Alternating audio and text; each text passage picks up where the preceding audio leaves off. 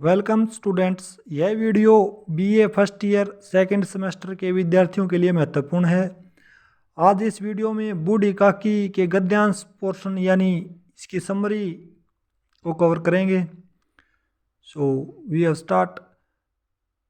बुढ़ापा बहुधा बचपन का पुनरागमन हुआ करता है। बूढ़ी काकी में जीवा स्वाद के सिवा और कोई चेष्टा शेष न थी और न ही अपने कष्टों की ओर आकर्षित करने का रोने के अतिरिक्त कोई दूसरा सहारा नहीं था।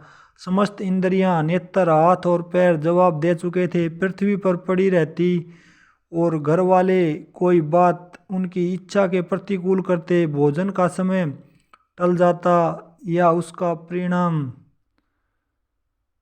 न होता अथवा बाजार से आई कोई वस्तु आती और उन्हें न मिलती तो वह रोने लगती थी। उनका रोना सिसकाना साधारण रोना न था, वे गला फाड़ फाड़ कर रोती थी। इस गद्यांश का प्रसंग है।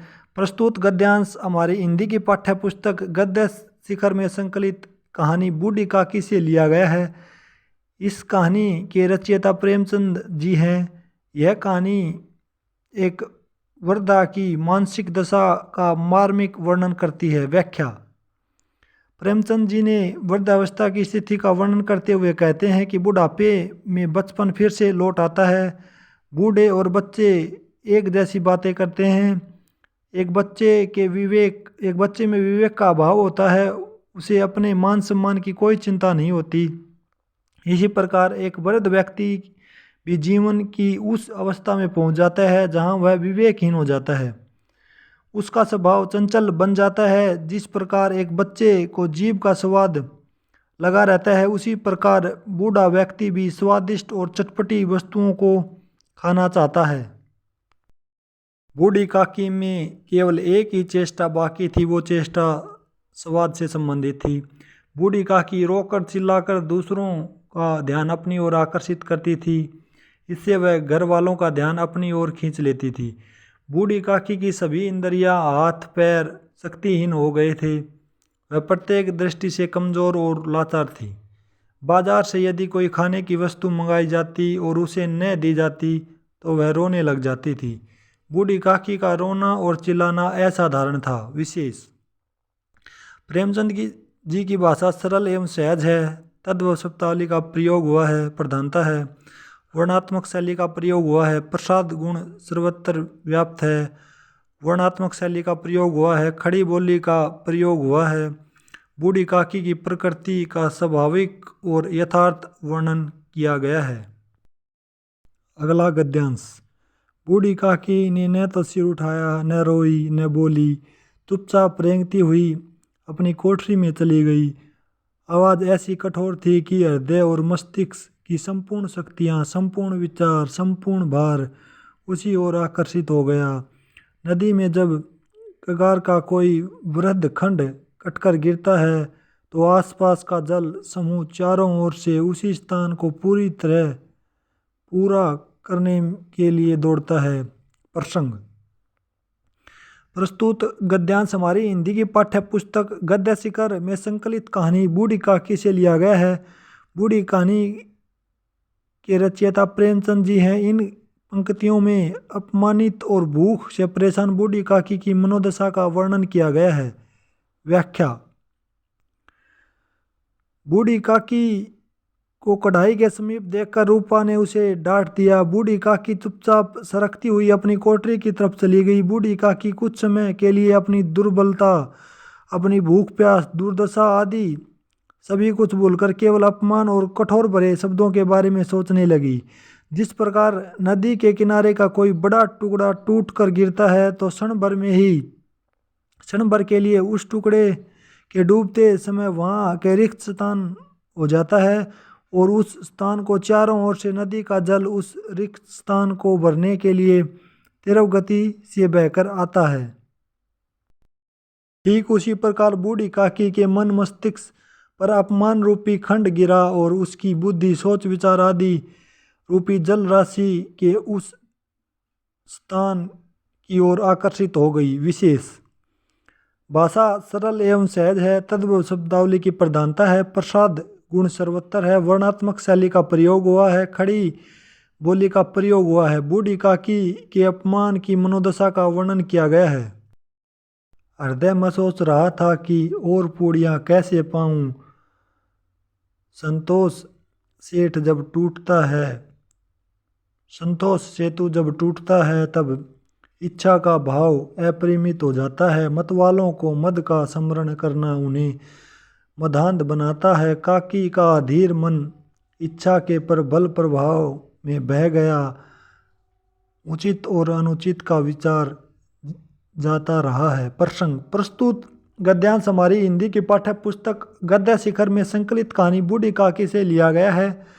बूढ़ी कहानी के रचयिता प्रेमचंद जी हैं। इन पंक्तियों में दिखाया गया है कि बूढ़ी काकी को कुछ खाने को नहीं दिया गया, परंतु रात के समय जब सभी लोग सो जाने के उपरांत लड़की लाडली ने अपने हिस्से की पूड़ियाँ बूढ़ी काकी को दी।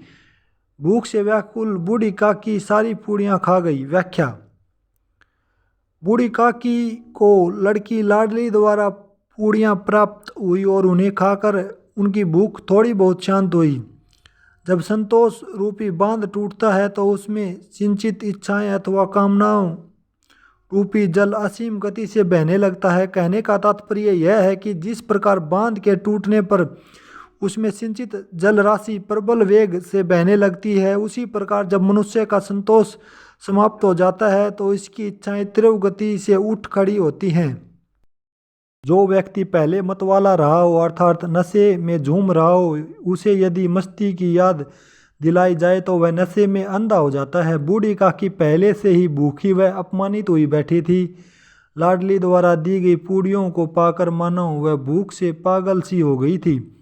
अतः उसके व्याकुल हृदय व भरपेट भोजन खाने की तीव्र व प्रबल इच्छा जागृत हो गई। अपनी भूख शांत करने के लिए उसने सही व गलत मार्ग का उपाय पर सोच विचार करना आवश्यक नहीं समझा। विशेष भाषा सरल एवं सहज है। तद्भव शब्दावली की प्रधानता है। वर्णात्मक शैली का प्रयोग हुआ है। वाक्य विन्यास सरल सहज एवं रोचक है। प्रसाद गुण सर्वत्र व्याप्त है। खड़ी बोली का प्रयोग हुआ है। बूढ़ी काकी की भूख व विवशता से उत्पन्न मनोदशा का मार्मिक चित्रण किया गया है। किसी गाय की गर्दन की छुरी चलते जो अवस्था उसकी होती वही उस समय हुई। एक ब्राह्मणी दूसरों की जूठी पत्तल टटोले, इससे अधिक शोकमय दृश्य असंभव था। पूड़ियों के कुछ ग्रासों के लिए उसकी चचेरी सास ऐसा पतित और निकृष्ट कर्म कर रही। यह वह दृश्य था जिसे देखकर देखने वाले का हृदय कांप उठे। ऐसा प्रतीत होता है मानो जमीन रुक गई हो, आसमान चक्कर खा गया हो, संसार पर कोई विपत्ति आने वाली हो। प्रसंग प्रस्तुत गद्यांश हमारी हिंदी की पाठ्य पुस्तक गद्य शिखर में संकलित कहानी बूढ़ी काकी से लिया गया है। बूढ़ी काकी के रचयिता प्रेमचंद जी हैं। इन पंक्तियों में बताया गया है कि बूढ़ी काकी की भूख बेटी लाडली द्वारा दी गई पूड़ियों से भी पूरी नहीं हो पाई। फिर भी बूढ़ी काकी जूठी पत्तलों को चाटने के लिए रात को आंगन में आ गई थी। व्याख्या।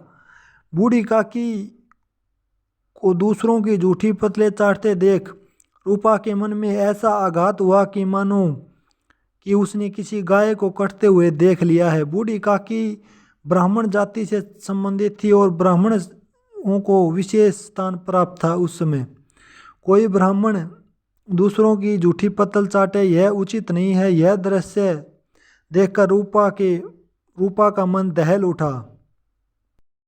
लगा कि भूख को शांत करने के लिए ही उसकी बूढ़ी चचेरी सास को जूठी पत्तलों से बची हुई सब्जी और पूड़ियों के टुकड़े उठाकर खाने जैसा गिरा हुआ वह नीच कार्य करने के लिए विवश होना पड़ा है। जो कोई भी व्यक्ति इस दृश्य को देखता निश्चय ही उसका हृदय दया करुणा से भरकर किसी अनिष्ट के भय से कांपने लगता। कहने का तात्पर्य यह है कि रूपा को अपराध बोध हो रहा था कि वह बूढ़ी काकी को भी भोजन दे देती तो बुढ़िया को इस तरह जूठी पत्तल न चाटनी पड़ती। बूढ़ी काकी जूठी पत्तलों से पूड़ियों के टुकड़े चुनकर खाते देख रूपा को लगा कि पृथ्वी ने घूमना बंद कर दिया है, आकाश घूम रहा है। रूपा ने इस दृश्य को अपशकुन माना। विशेष भाषा सरल एवं सहज है, तद्भव शब्दावली की प्रधानता है, प्रसाद गुण सर्वत्र व्याप्त है, वर्णात्मक शैली का प्रयोग हुआ है, खड़ी बोली का प्रयोग हुआ है। इन पंक्तियों में रूपा के अंदर छिपी नारी सुलभ करुणा व दया को जागृत होते दर्शाया गया है। आखिरी गद्यांश है ये। हे भगवान, मुझसे बड़ी चूक हुई है, मुझे क्षमा करो। आज मेरे बेटे का तिलक था, सैकड़ों मनुष्य ने भोजन पाया, मैं उनके इशारों की दासी बनी रही, अपने नाम के लिए सैकड़ों रुपए का व्यय कर दिया, परंतु जिसकी बदौलत हजारों रुपए खाए, उसे उस उत्सव में भी भरपेट भोजन न दे सकी। केवल इसी कारण तो वह वृद्धा असहाय है। प्रसंग प्रस्तुत गद्यांश हमारी हिंदी की पाठ्य पुस्तक गद्य शेखर में संकलित कहानी बूढ़ी काकी से लिया गया है। बूढ़ी काकी कहानी के रचयिता प्रेमचंद जी हैं। रूपा ने बूढ़ी काकी को भोजन नहीं दिया, इसलिए बूढ़ी काकी को झूठी पतलें चाटनी पड़ी। इन पंक्तियों में रूपा का पश्चाताप मुखरित हुआ है। व्याख्या। जब रूपा बूढ़ी काकी को झूठी पतलें चाटती देख पश्चाताप होता है, वह भगवान के समक्ष स्वयं को दोषी मानकर अपनी भूल को क्षमा करने के लिए प्रार्थना करती है। वह कहती है, हे दयावान भगवान, आप मुझे क्षमा कर दें। आज मुझसे बहुत बड़ी भूल हुई है। आज घर में समारोह था, मेरे बेटे का आज तिलक उत्सव था।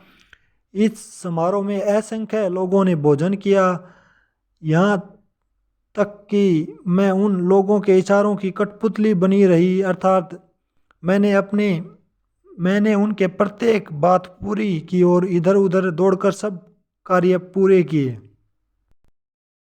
रूपा बूढ़ी काकी को भोजन कराना भूल गई, बूढ़ी काकी को भरपेट खाना नहीं खिला सकी। रूपा स्वयं को कोसती हुई कहती है कि क्या मैंने यह सब इसलिए किया कि वह बूढ़ी है और असहाय है। रूपा मन ही मन सोचती कि मुझे ऐसा नहीं करना चाहिए था। विशेष भाषा सरल एवं सहज है, तद्भव शब्दावली की प्रधानता है, प्रसाद गुण सर्वत्र व्याप्त है, वर्णात्मक शैली का प्रयोग हुआ है, रूपा के पश्चाताप को दिखाया गया है, वाक्य विन्यास सरल सहज एवं रोचक है, खड़ी बोली का प्रयोग हुआ है। Students, that's it for now. Thanks for watching video. God bless you all.